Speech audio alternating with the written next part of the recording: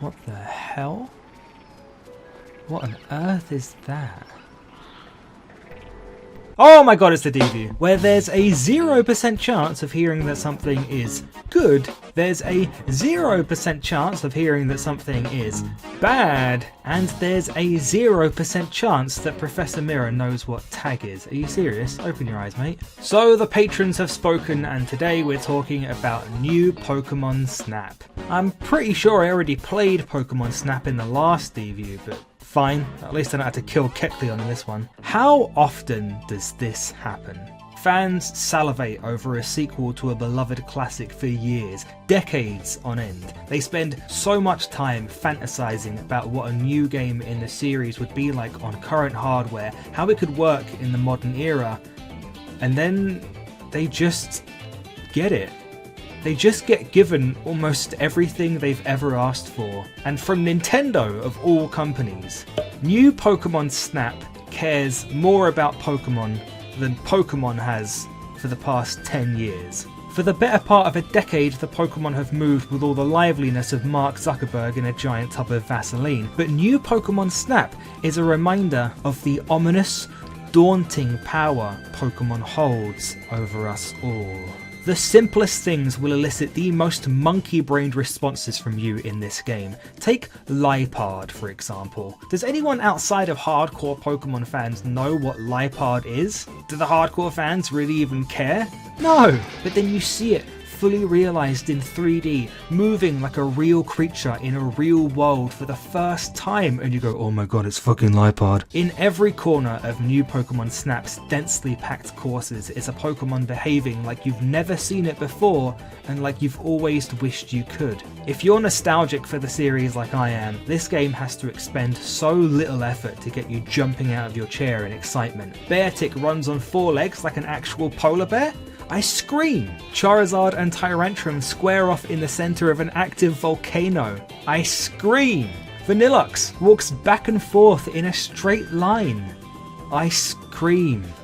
I nearly missed out on the original Pokemon Snap. I grew up with a PS1 and only switched over to Nintendo in the next console generation with the GameCube. But between these two generations, as a young, tiny Pokemon fan who also had a Game Boy, the Nintendo 64 beckoned to me still, for 2 reasons: Pokemon Stadium and Pokemon Snap. A year or so after the GameCube came out, I managed to pick up an old pre-owned N64 with exactly those 2 games, and suffice to say, Pokemon Snap turned out to be exactly what I was hoping it was. I'd be lying if I said it changed my life or anything, or that I have a huge nostalgic attachment to it, because I was getting older as I finally played it, and I didn't get to play it at the same time as everyone else. But man, it was just different. It was an interesting concept executed with true commitment to the world. It let you see this vibrant and expansive world from an entirely new perspective, and there were so many fascinating little discoveries to be made and nifty little Easter eggs to be found. Obviously, the game has stuck with a lot of people, but the concept of Pokemon Snap lied dormant for 22 years. I remember calls for a sequel being the loudest during the Wii U era. A new Pokemon Snap is one of the few ideas that could have perfectly fit the Wii U's design and hardware. I mean, look at the gamepad, there's your camera right there. Alas, nothing came. And now, at a time that I felt was perhaps a bit too late, new Pokemon Snap is here. I have my hold-ups about the name as well. I think it's going to sound completely ridiculous in 15 years or so, but wow. I was taken so off guard by this.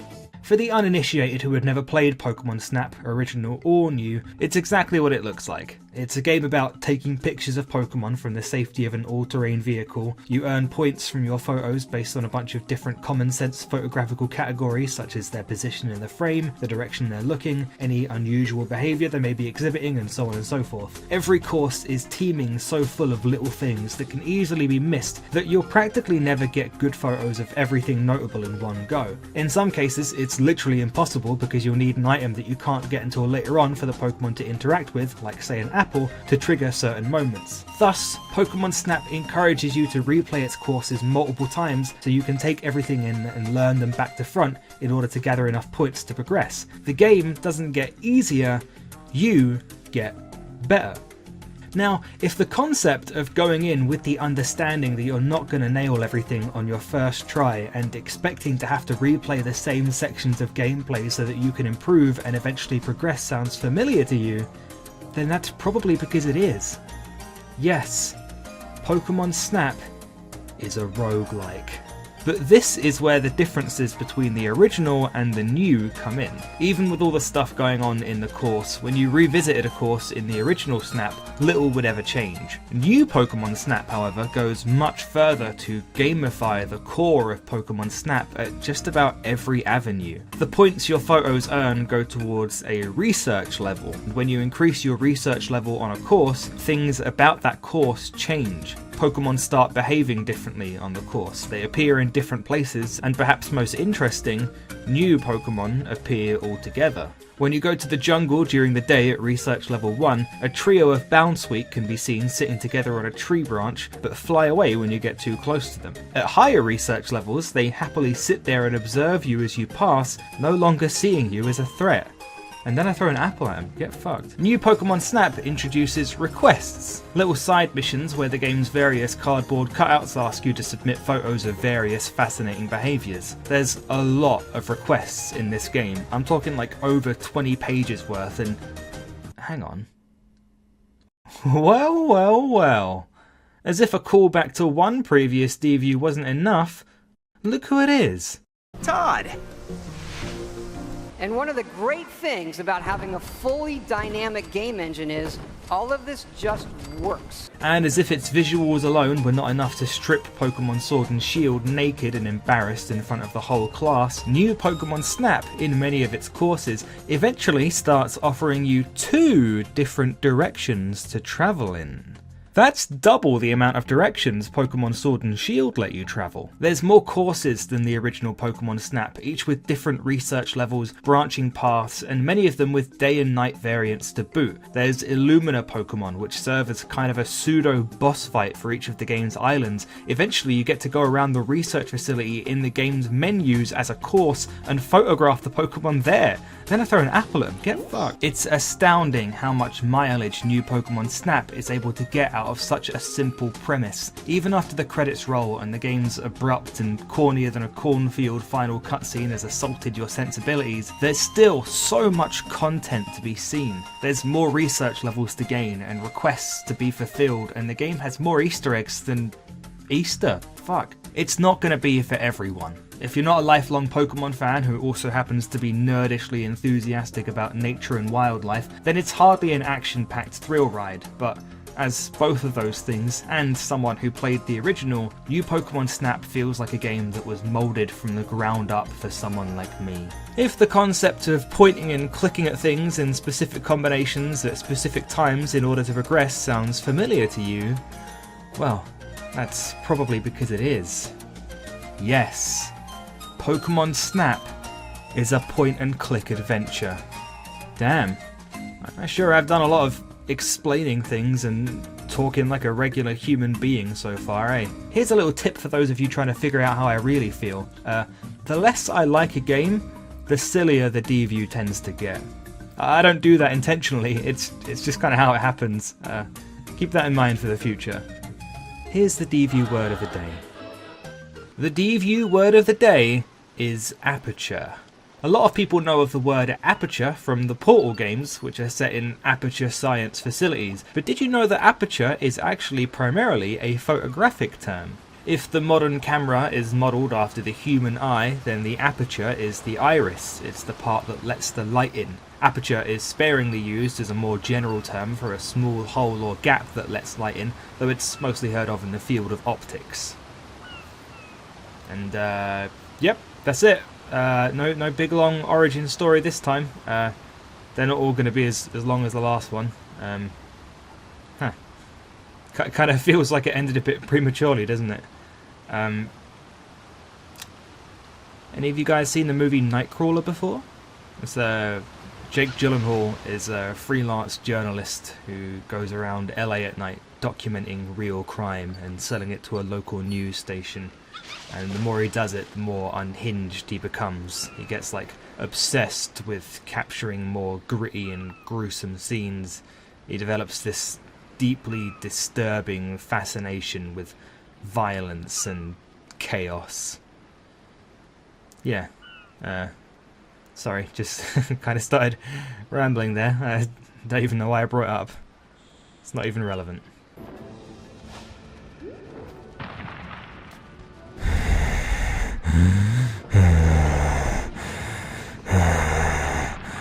New Pokemon Snap has music. It certainly does. It exists in the same way the quietest kid at school does, disappearing as soon as you stop paying direct attention to it. Schrodinger's nerd, if you will. The tracks for the nighttime stages are pretty much just slightly quieter, slower versions of the daytime stages, shockingly little changes made to the actual composition to the point where they hardly feel fitting for going out at night to photograph sleeping creatures in the wild. Consider the Valley theme from the original Pokemon Snap. Practically a near iconic song at this point. Yeah, nothing like that here. So when you combine such a bony element of its presentation with Pokemon Snap's otherwise simple and rudimentary core gameplay, where does the appeal come from? Well, I alluded to it earlier, but it should be obvious. It's the world. The world of Pokemon has never truly been as vibrant and colourful and exciting as we're told it is in the games. Some of the spin-offs try and show it off to different extents and from different perspectives, but rarely ever reach that full potential. I believe New Pokemon Snap is the closest we've come yet. This is a game that feels like it belongs in an arcade, in one of those dark, claustrophobic 2 or 3 seat booths that you slide into with a friend or a date. The ones that somehow make you forget that you're even in an arcade, surrounded by other sweaty teenagers, and immerses you fully in that glowing screen world right in front of you. It's one of those games, of which it feels many are coming out lately, that favours being an experience over a video game. It's cinematic, it generates moments, and perhaps most triumphantly, it does so for fans of every generation of Pokemon and not just Generation 1. One of my biggest concerns leading into New Pokemon Snap was that it'd be another Gen 1 jerk-off session. Just a ton of, hey, look at this reference to the original, we're doing the exact same thing, but kinda different. I figured I'd see Charizard, Mewtwo and the like within the first 3 or so hours, and they'd probably find some way to end it with Mew again somehow. But I didn't see Charizard until about 8 hours in, and he wasn't given any more importance than any of the other Pokemon in the level. The Pokemon that takes centre stage during the game's finale was not Mew, but a very pleasant surprise that I won't spoil. This game is not derivative. It wants to make new moments and create new nostalgia for fans of Pokemon as a whole, and not just the lapsed fans who dipped out after Generation 1. People will remember Shiftry trying to train Pancham in the forest, Wailord popping out of the ocean in the reef, and Wailmer doing this for whatever fucking reason. And this is important. This is how you make new fans. You show them why the new Pokemon are cool too. And I think a lot of young players are going to grow up to have a lot of nostalgia for this game. All of this is to say that if you're a fan of more of Pokemon than just Gen 1, then New Pokemon Snap is like having keys jingled in front of your face for 12 plus hours, and you are a very silly cat. It's a theme park ride, a tribute to some of the series' potential that's otherwise been wasted. And sure, the gameplay is simple, but that's not to say it's something you can't get invested in. New Pokemon Snap takes the simple gameplay of the original and stretches it out in every direction. If tons of extra new areas wasn't enough, or branching paths, or research levels, or quests, or day and night variants wasn't enough, there's still online functionality, sharing and rating pictures, competing for course ratings, and there's the honest appeal of just filling up your album with a bunch of your favourite pictures. Sometimes what you can get excited about in this game is just the quality of your shots. And a game allowing you to progress based on the quality and accuracy of the shots you take from a first-person perspective may sound silly, but it may also sound familiar. And if it does, then that's probably because it is. Yes. Pokemon Snap is a first-person shooter. And like all roguelike point-and-click adventure first-person shooters, it's somewhat of a sandbox as well. You can just play to the end credits and consider yourself done with the game there. You can aim for 100% completion by photographing every Pokemon with all 4-star ratings, or if you're anything like me, as was the case in Monster Hunter Rise, you can just aim to fill up your album like I mentioned earlier with a bunch of dope-ass pictures. Look at this! We're doing this again! Come on, we're doing this again, look at these! Look at this Tentacruel picture. Fuck, man. New Pokemon Snap made me feel like a kid again. And it didn't even have to make me piss myself to do it. I think it's one of those games that, by virtue of being a spin-off, or by virtue of its simplistic, arcadey gameplay or kind of weird premise, isn't going to get too much critical attention. It falls into that Mario Kart category where, no matter how well it does its job, critics aren't going to give it a second look in favour of whatever other bloated, overly long, cinematic, open world thing comes out next. But I would implore those people to zoom in just a little bit. Ask yourself, what more could a game about photographing Pokemon do? And if you're one of those people saying, oh, let me out of the car so I can walk around and free roam, I don't think you want a video game. I think you want VR chat. The car is important, alright? The car represents very important limitations and restrictions and gaminess, and it practically wouldn't be Pokemon Snap if you took that away, because the amount of upheavals to the game's structure necessary could have very harmful ramifications on how fun it'd actually be, okay? That'd be a totally different thing. New Pokemon Snap takes its concept so far. It builds on its predecessor in so many ways without being a rehash. One of the only things the original does that this game doesn't do is the in-course evolutions. Almost everything else is there and expanded. New Pokemon Snap is everything a sequel should be, and then some. And you know what? It kind of pissed me off, because to say that I resented Pokemon before I played this game would be an understatement. I mean, the games have hardly been firing on all cylinders for the past however many years, but there's more to it than that. The Pokemon videos I made back in 2019 collectively make up my most watched series of videos, and that sucks because I don't like them. They were very early in my career, so they're not really well edited at all. They're occasionally a bit funny, and I still stand by what I say in these ones, but these ones in particular absolutely suck. But these videos did numbers. They were far more algorithm friendly, and so it seems that a large portion of my subscriber base has come from these videos. In the time since, I've tried to differentiate myself from that. I don't want to be a here is my opinion on video game guy, or a reviewer, or an essayist, or an analyst, or any of that stuff. Nothing against the people who do that. Most of the people who do it on here are great. I watch a lot of them, but it's just not me. I certainly don't want to be known as a fucking PokeTuber, which I have crushingly had some people refer to me as before. When I uploaded the Skyrim Deview, which I believe to be the single best video I've made to date, within the first 10 minutes of this 43-minute video being uploaded, I had 2 comments from 2 separate accounts asking me when I was going to talk about Pokemon Black and White 2. Do you have any idea how frustrating that is? To bust your ass for weeks on end on something you think is really great, something that you're really proud of, and then people, whether intentionally or not, show you just how much they don't care about the other things you're doing. What I've come to realise since trying to distance myself from this series is that Pokemon fans are relentless. Other games? Never heard of them. Movies? What level does that evolve? Pokemon fans only want one thing, and it's fucking disgusting. I will never give these people what they want. I think some people misunderstand the Deview. I'm not allowed to say that anything about the game is good or bad, but I'm not trying to intentionally hide my opinion. That's something that often kind of happens by accident as a result of the premise. But if my opinion is obvious, that's fine. I love pacing up and down my kitchen at 2 AM whilst the rest of the world is asleep and making bagels. Is that a good thing or a bad thing? I don't know. And even if I did, I wouldn't tell you. I love Sonic Adventure 2. Is that a good game? I've had 15 years to mull that one over and I still don't fucking know. We'll get there one day.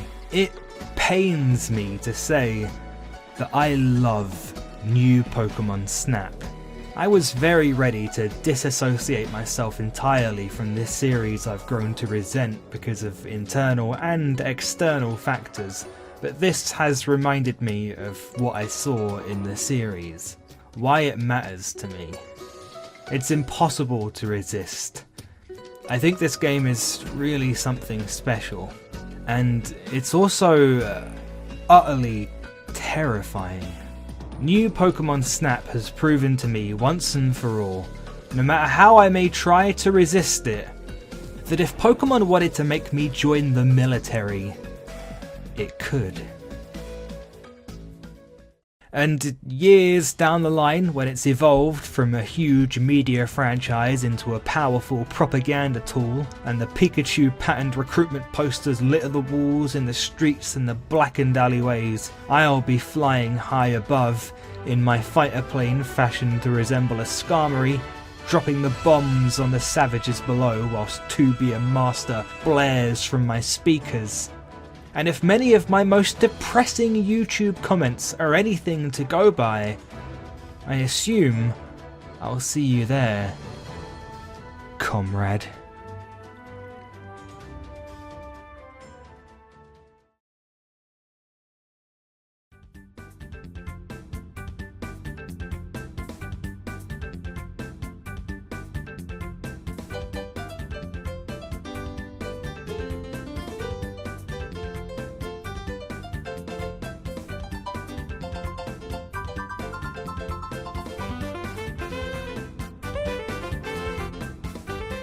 Hey, be sure to check out my lovely pink patchwork cohorts over at the relevant links in the description, and perhaps consider throwing your boy a bone over at my Patreon. All it takes is a £1 pledge to earn the right to vote on the next Deview, but hey, there's extra perks for the bigger pledges. If you pledge more, you can even end up with your name in the credits, like so. Thank you to my highest tier patrons: Will Gone, Raven, Elliot Joyce, Kavan Green, Dixie Normus, Swagboy, GP, Isaac Beardswood, Isaac Vermeer, The Ghost of Karl Marx in 4D, Charnucky, Super, Garm, Heist Van Duren, Justin Mills, Waldington, Tale of the Toaster, Flashing Fire, Chris Monk, Good Chicken, Captain L, Mike Craig, Mike Archer, and Cheesy Chip.